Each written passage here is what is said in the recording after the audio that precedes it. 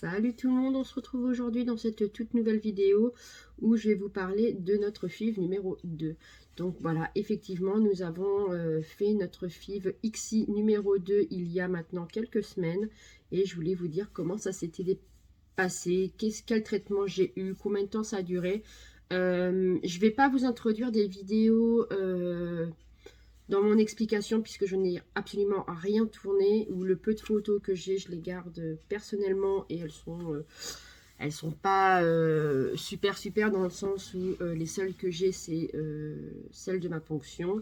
Donc du coup, j'ai une tête un petit peu de déterré. Mais autrement, je vais vous expliquer ce qui s'est passé. Donc du coup, nous avons fait, comme je vous l'expliquais, notre deuxième tentative de FIV. J'ai été sous Ménopure 187,5, sous Orgalutran et j'ai eu Ovitrel. Voici les 3 injections que j'ai eues durant ce parcours de FIV.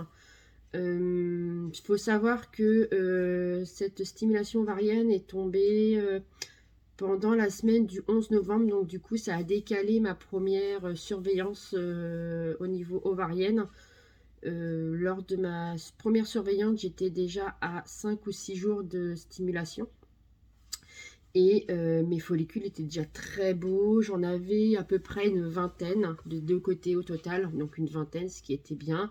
Je répondais parfaitement aux produits. Je n'avais pas de kyste. C'était ma hantise, je n'avais pas de kyste. Et mon endomètre était de bonne taille pour le jour où on a fait l'échographie.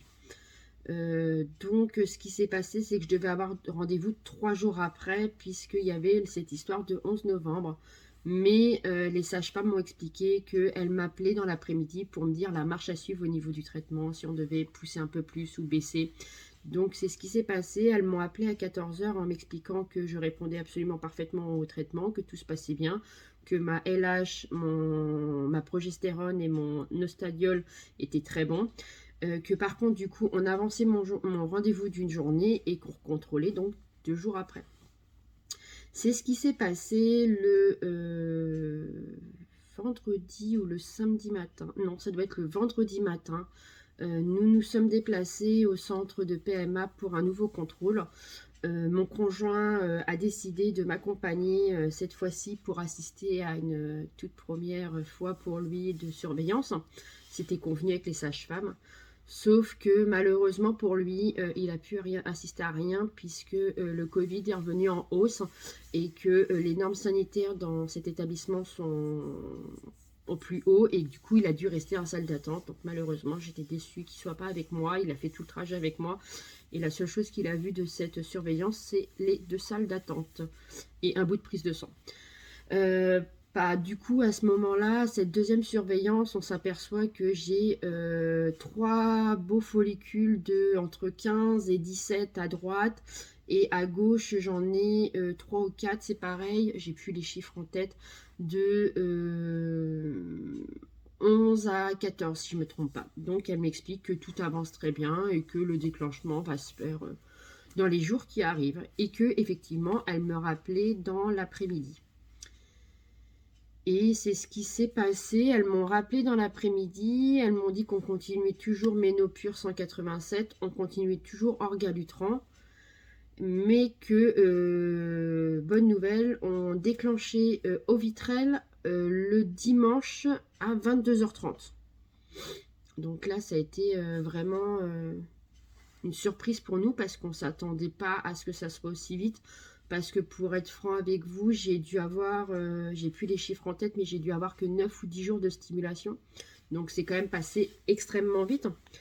Donc j'ai appelé mon infirmière, je lui ai expliqué que mon déclenchement se faisait à 22 h 30 et que malheureusement je ne pouvais pas aller faire toute seule. Moi je ne me sentais pas capable de faire toute seule et elle m'expliquait que non, elle viendrait me le faire. Donc le dimanche soir, elle est venue à mon domicile vers 22 h 15, le temps de tout préparer les produits. Et à 22 h 29 exactement, nous avons injecté Ovitrel et Orgalutran. Donc comme ça, tout était bon. Le lundi matin, je suis allée à l'hôpital faire mon dossier d'admission et faire ma prise de sang préopératoire pour la ponction qui était le mardi. Donc tout s'est très bien passé lors de cette admission. Elles m'ont expliqué ce qui allait se passer le lendemain, mais bon, vu que j'avais déjà eu une ponction, je savais comment ça allait se dérouler. Dans la nuit du lundi au mardi, je n'ai pratiquement pas dormi, beaucoup de stress, beaucoup d'angoisse, la peur de revivre ce qu'on avait vécu lors de la première stimulation, c'est-à-dire un échec directement après la ponction, mais tout en restant positif. Donc j'avais pris une douche à la bétadine le lundi soir et le mardi matin avant de faire ma ponction, j'ai repris une douche à la bétadine. Nous nous sommes présentés au centre de PMA pour 7 heures. Nous avons été en chambre, elles nous ont installés, elles m'ont donné des médicaments, donc j'ai été sédatée. Vu que c'est une ponction en anesthésie locale, et encore j'ai même pas d'anesthésie, en fait je suis juste sédatée par les médicaments et j'ai eu lors de ma ponction le masque, ce qu'on appelle nous le gaz Calinox, donc je crois que c'est un gaz hilarant. C'est tout ce que j'ai eu en fait, j'ai pas eu d'anesthésie de col, j'ai rien eu de tout ça. Donc lors de cette ponction, j'ai un peu plus senti les choses qu'à la première. J'ai un peu plus senti l'aspiration, mais rien de désagréable non plus. J'avais un très bon endomètre à ce moment-là. Donc l'angoisse qu'on avait eue du premier où on avait découvert la ponction, que mon endomètre n'était pas bon, là c'était un soulagement parce qu'il était bon. Je l'entendais au gouvernement qu'il comptait, mais je savais pas exactement ce qu'il comptait parce que moi j'ai un petit peu dans les vapes avec le gaz. Et dès que la ponction était finie, il est venu nous rejoindre en chambre pour m'annoncer qu'il y avait eu 22 follicules qui avaient été prélevés, ce qui était très bien, et que le recueil de monsieur était très bon aussi, qu'il fallait que je me repose, que j'allais me lever et manger dans 2 heures, et que la biologiste viendrait nous voir dans l'après-midi. Donc nous nous sommes reposés, 2 heures après j'ai pu manger, j'ai pu me lever.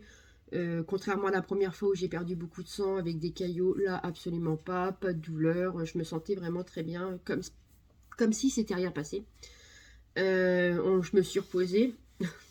Alors ça m'a fait rire parce qu'ils m'ont demandé de me reposer, et effectivement je me suis reposée, mais dès que je m'endormais, ils venaient me prendre ma tension et me demander si ça allait toutes les 30 minutes, donc du coup pas facile de se reposer. Vers 15 heures, la biologiste est rentrée dans la chambre, nous a expliqué qu'effectivement il y avait eu 22 follicules de récoltés, que sur les 22 il y en avait 11 qui étaient de bonne qualité, du coup qui étaient actuellement micro-injectés par la FIV XI, et que elle allait nous appeler 2 jours après pour nous dire l'évolution de ces petits embryons. Donc on est parti super confiant de cet hôpital, vraiment le sourire aux lèvres parce que tout le monde nous a dit que c'était super, que voilà 11 c'était super bien, et puis même pour nous on se trouvait que c'était vachement bien, c'était une FIV-XI, donc on est passé à la pharmacie pour récupérer le spasfon et les ovules de progestérone, les fameux ovules de progestérone. Je sais pas s'il y en a qui les ont en ce moment, mais je leur souhaite du courage parce que c'est une catastrophe. Et du coup, nous sommes rentrés chez nous. Et les 2 jours suivants, ça a été les jours les plus longs. Donc, ils m'ont appelé donc, le jeudi matin. Oui, j'ai ma ponction le mardi. Oui, le jeudi matin, l'hôpital m'appelle, le biologiste, en m'expliquant que sur les 11, il y en a 9 qui se sont fécondés. Et que sur les 9, malheureusement, il n'y en avait que 4 qui s'étaient développés, dont un qui venait de mettre en destruction parce qu'il avait une anomalie, donc il nous en restait plus que 3. Et elle me dit, mais faut rester confiant, il y en a 1 ou 2 qui sortent un peu du lot, faut rester confiant. Donc là, on a repris une petite douche froide, mais tout en restant positif. On s'est dit, bon allez, il nous reste encore 3, on va croire en nos bébés pandas, parce que nos premiers s'appelaient les bébés pingouins, et ceux-là s'appelaient les bébés pandas. Et on s'est dit, allez, on croit en eux. Et du coup, donc le jeudi, vendredi, samedi, c'est ça. Et la deuxième fois qu'ils nous ont appelés, c'était le dimanche matin. Elle m'avait expliqué que en fonction de l'appel, il fallait qu'on se tienne prêt parce qu'on serait à J5 et que si c'était bon, il fallait qu'on se déplace au centre pour faire le transfert. Le dimanche matin, grosse angoisse à la maison. Monsieur était présent, il n'était pas encore parti. Il avait une occupation à faire, il est resté avec moi, il attendait le coup de téléphone du biologiste pour savoir s'il devait rester pour qu'on parte à l'hôpital ou s'il pouvait aller travailler. Le biologiste m'appelle, donc là c'est un biologiste qui m'appelle et tout de suite à sa voix, il me demande si je suis assis et là je lui dis écoutez, tournez pas autour du pot, allez-y. Et là il m'explique que malheureusement nos embryons ne se développent plus depuis un petit bout de temps, que ils ne comprennent pas pourquoi, qui vont en garder un en culture prolongée jusqu'au lendemain, puisqu'ils sont obligés, nous, il faut des cultures prolongées jusqu'à J6, mais que malheureusement, il n'y aura pas de transfert, mais qu'il faut garder espoir sur ce petit dernier, et qui me rappelait le lendemain matin. Donc, je raccroche, je m'effondre en larmes dans ma cuisine. Mon conjoint me rejoint tout de suite, il a entendu la conversation téléphonique, donc me rejoint tout de suite, me prend dans ses bras et...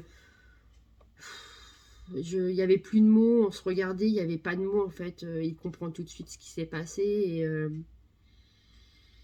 il essaie de me consoler comme il peut, lui sans pleurer, mais avec les yeux rouges et moi à chaudes larmes en fait. Parce que on a revécu encore ce qui s'est passé comme la première fois.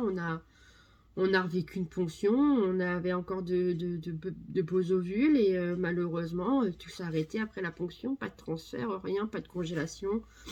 Donc, une fois de plus, le monde s'arrête. Mon conjoint part travailler. Je lui dis que ça sert à rien qu'on reste tous les deux à se morfondre à la maison. Il part travailler. Moi, je m'occupe cette journée-là à discuter sur mon Instagram PMA, à essayer de trouver du réconfort, à essayer de trouver pourquoi ça va pas. Et je remercie ma communauté Instagram de ce soutien en tout cas. Je vous embrasse pour celles qui passent par là. Et le lundi matin arrive, donc rebelote, il m'appelle à 8h15 en m'expliquant que le dernier ne s'est pas... développé et que malheureusement il n'y aura pas de transfert et que cette FIV numéro 2 est un total échec. Et là, pour être franc, pas de larmes. J'ai plus de larmes. J'ai tellement pleuré la veille que j'ai plus de larmes. Je me sens vidée. Vidée, plein de questions, je comprends pas. Voilà. Le biologiste m'explique au téléphone que il faut que je voie assez rapidement mon gynécologue, qu'il y a un souci avec la qualité de mes ovules. Qu'il faut qu'on essaie de trouver une solution et que faut que ça soit assez rapide. Donc je lui explique que oui, je vais prendre rendez-vous. Donc il est 8h15, le secrétariat ouvre à 9h. Donc j'attends jusqu'à 9h. 9h, malheureusement, le secrétariat n'est pas ouvert. 9h15, ça sonne, mais les lignes sont déjà toutes prises. J'arrive à les avoir vers 10h moins 20, à peu près. J'explique mon cas à la secrétaire qui commence à me connaître malheureusement maintenant, malgré qu'ils aient énormément de dossiers. On les voit énormément en ce moment, nos médecins PMA. Donc déjà, elle reconnaît ma voix et je lui explique qu'il nous faut un rendez-vous assez important avec notre médecin. Et là, elle me dit oui, mais nous, on est complet. Les prochains rendez-vous, ça sera février ou mars. Et là, je le savais de toute façon. Je lui dis oui, bah, on n'a pas le choix, il va falloir attendre. Et là, elle me dit, attendez, il y a un couple qui vient d'appeler juste avant vous. Ils ont annulé leur rendez-vous. Si vous voulez, je peux vous prendre jeudi qui arrive. Et là, je lui dis, mais jeudi quand? Elle me dit, là, dans 3 jours. Et ben, je lui dis, on prend le rendez-vous, on le prend tout de suite, quoi. Donc, on prend ce rendez-vous. Je m'arrange avec mon employeur pour pas travailler ce jour-là. Du moins, je décale mon planning. Mon conjoint prend son après-midi. Nous allons à ce rendez-vous. On se présente, voilà, on se présente, on leur dit qu'on a rendez-vous. Ils nous disent oui, patientez. On croise notre professeur dans les couloirs et il nous reconnaît tout de suite. Malgré qu'il ait énormément de patients, il nous reconnaît, il nous fait un sourire et il met la main sur l'épaule. Donc déjà, je comprends que ce qui va se passer dans le bureau va pas être facile. Nous rentrons dans le bureau. Et tout de suite, il m'explique, il me dit, je trouve qu'on se voit un peu trop souvent à mon goût. Et là, je lui dis oui, oui. Et il me dit, on va reprendre votre dossier. Donc on reprend le dossier, il regarde ce qui s'est passé, il était en relation avec le biologiste. Là, je vais pas tout vous expliquer ce qui s'est dit. Je vais vous en dire qu'une partie de ce qui s'est dit dans ce rendez-vous. Puisque il y a des décisions qui ont été prises par moi et mon conjoint. Nous en avons informé une partie de notre famille, mais il reste encore, il faut que je prévienne encore mon papa de la deuxième décision que nous avons prise. Et je ne veux pas que mon papa ainsi que ma famille, le reste de ma famille, l'apprennent sur les réseaux sociaux. Je préfère leur dire de vive voix, puisque c'est une décision qui est assez dure, que on nous a proposé et que nous sommes en train de réfléchir depuis des jours. C'est pour ça que j'ai mis autant de temps à vous tourner cette vidéo, c'est parce que je pleure énormément, je suis en plein doute et voilà. Donc je reviens sur ce rendez-vous, donc il nous explique qu'effectivement j'ai une très mauvaise qualité de mes ovules, que en fait effectivement il se féconde quand le spermatozoïde a été injecté dans l'ovule par micro-injection. Ça s'est fécondé quasiment tout de suite. Donc ça, à ce niveau-là, il n'y a aucun problème au niveau de la fécondation. Mais à partir de J2, ils ne savent pas ce qui se passe. Mon ovule arrête de travailler et il n'y a plus de développement. Ou le peu de développement qu'il y a, ça ne se développe pas correctement. Ils ont 1 ou 2 jours de retard. Donc du coup, c'est pas du tout bon. Donc il nous explique que ma qualité d'ovule n'est pas bonne. Que nous allons tenter, si on le souhaite, une 3e FIV. Et c'est là que ça va être dur. Une 3e FIV et que potentiellement ça sera la dernière. Ça sera le dernier essai. Ça sera le dernier essai qu'on aura. Qu'ensuite il faudra qu'on prenne d'autres mesures. Donc ces mesures-là, on les a. Donc c'est pour ça que je vous ferai une autre vidéo, je pense, d'ici une petite semaine, pour vous expliquer la deuxième option que nous avons. Bah, en fait, au total, on a 3 options que nous avons eues et que nous avons. Et c'est quelque chose qui va être compliqué pour moi comme pour nous. Donc du coup, il nous a expliqué tout un tas de choses. Donc il nous a demandé si on voulait faire une 3e FIV. Donc nous, on a dit oui. Oui tout de suite. Oui tout de suite. Donc nous avons cette date de la prochaine tentative. Donc ça sera pas maintenant. Ça sera courant 2022. Nous avons pris le choix aussi de tout changer. Le traitement, la stimulation ovarienne, l'acide folique, tout a été changé intégralement. Donc là, je suis sous... ils m'ont arrêté l'acide folique parce qu'ils ont l'impression que mon corps n'assimile pas l'acide folique. Donc maintenant, je suis sous Onuvol. Je crois que c'est ça. C'est un tout nouveau... Ovunol. Ovunol, pardon. Ce n'est pas remboursé. Il y en a pour 21 €. Et il y a de l'acide folique, il y a du zinc, il y a plein de vitamines dedans. Je vais aller vous chercher la petite boîte. Donc voilà, c'est ça que on m'a prescrit. Donc il nous a bien expliqué que c'était pas remboursé, mais que c'était à peu près 20 € par mois et j'ai dû payer 21,80 € pour un mois. Donc ça se présente sous des petits sachets en poudre. Donc là j'en ai 2, un petit sachet en poudre à prendre une fois par jour à mettre dans l'eau. Donc voilà, j'ai commencé à le prendre hier. Donc le goût est pas terrible, ça reste comme un médicament, hein, donc voilà. Ça, ma prochaine stimulation se fera sous Gonal, sous le générique de Orgalutran, parce que j'ai fait une petite réaction allergique, et toujours au Vitrel. Donc voilà, on a décidé de complètement changer de traitement pour voir si ce traitement favorise la qualité de mes ovules. Par ailleurs, mon conjoint va... malgré qu'il ait déjà énormément diminué le tabac, va arrêter sûrement de fumer en début d'année déjà pour son bien-être à lui et pour favoriser toutes nos chances, malgré qu'il ait énormément diminué. Voilà, on va essayer de partir à 0 pour cette dernière tentative. C'est pour ça que je pense pas que je dévoilerai la date avant, ou même je sais pas si on va en parler ou si on va attendre. On ne sait pas encore parce que c'est vraiment très compliqué ce qui nous est arrivé. Donc je vous ferai une petite vidéo pour vous expliquer les 3 options que du coup nous avons eues lors de ce rendez-vous, parce que là je vous en parle que de une, mais on a eu 2 autres options aussi. Et tout ça pour vous dire que du coup la PMA est un long combat, est un combat, un chemin plein d'embûches. S'il y a 2 ans et demi, on s'était imaginé lors de l'arrêt de ma pilule qu'on en serait là aujourd'hui, j'aurais jamais imaginé.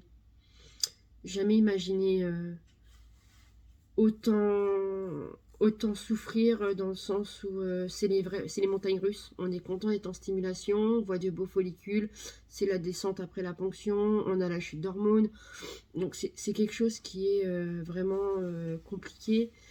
Et physiquement, je suis marquée sur le visage, tout le monde me le dit, mais après je me sens quand même bien. Physiquement ça va, j'ai pas de douleur, je suis un peu fatiguée mais ça va. Donc c'est vrai qu'il faut vraiment se reposer, prendre du temps pour soi. Donc là nous avons décidé de profiter de Noël. Voilà, les fêtes de fin d'année vont arriver à grands pas, donc on va pouvoir en profiter tranquillement. Et repartir pour 2022 avec encore cet espoir. On va garder espoir malgré que nous tentons cette 3e FIV, même les médecins sont sceptiques. Donc on sait à quoi s'attendre, on sait que l'échec peut être là encore, et voilà.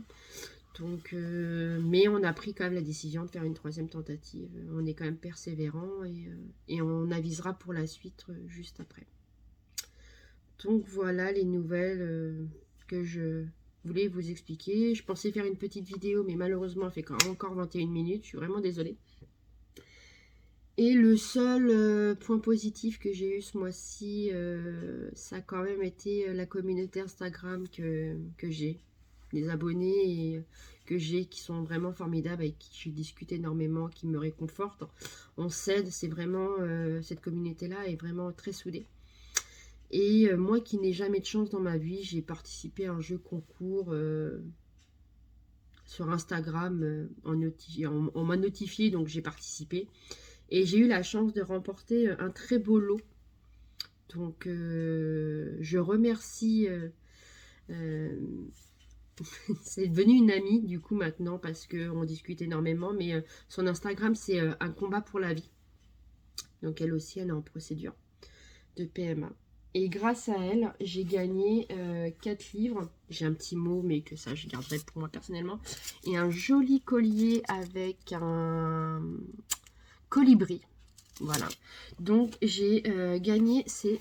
donc là, je vous en présente déjà 2. Voilà. Voilà. Celui-là. Et celui-là. Donc, celui-là, je l'ai déjà lu. Voilà. J'ai gagné ces 4 merveilleux livres. Donc quand même expliquer, c'est des livres que qu'elle a déjà lus. Donc ils sont d'occasion, mais ils sont de très bonne qualité. Et qu'elle espère que ça va me faire du bien. Donc j'en ai déjà lu un. Là je vais sûrement me mettre sur celui-là. Celui-là, je pense que j'en ai besoin de le lire en ce moment. Donc je vais me mettre dessus. Et dès que mes livres seront finis, j'ai pris la décision de faire un jeu concours sur mon Instagram et de les remettre en jeu. Malgré que ceux d'occasion, de toute façon, c'est des livres qui nous intéressent tellement qu'on les dévore, on n'a pas le temps de les abîmer. Et je les remettrai en jeu sur mon Instagram et j'en ferai participer la gagnante. Et j'espère que celle-ci fera la même chose que ce que moi je fais, c'est-à-dire de les remettre en jeu. Parce que c'est des livres qui coûtent très cher. En total, il y en a pour 70 € si je ne me trompe pas. Et tout le monde n'a pas les moyens de s'offrir des livres à ce prix-là. Et je me dis que si on peut les remettre en jeu et que ça peut servir à beaucoup de couples, parce que je sais qu'il y a beaucoup de papas, de futurs papas qui s'investissent de plus en plus et qui lisent de plus en plus de livres. Je me dis que ça peut être une belle initiative, une belle chaîne de solidarité. Donc je pense que début d'année, je vais faire un jeu concours, parce que je les aurai finis. Je referai un jeu concours en remettant ces magnifiques livres en jeu. Je mettrai un petit cadeau en plus, comme moi j'ai eu mon petit colis de colibri, je rachèterai un petit cadeau en plus. Et je ferai un jeu concours sur mon Instagram. Et tout ça sera mis en jeu. Mais ça, je vous en reparlerai dans une prochaine vidéo. Je vous expliquerai quand je le fais, si quelqu'un veut participer ou quoi que ce soit. Bon, bah voilà. C'était ce petit débriefing de cette deuxième tentative de FIV qui s'est échouée par un échec. Voilà, malheureusement. On va rester positif. On va penser au fait de fin d'année. Et on va essayer de retrouver un peu le moral. Je vous fais de gros bisous. Je vous dis à tout bientôt et à la prochaine.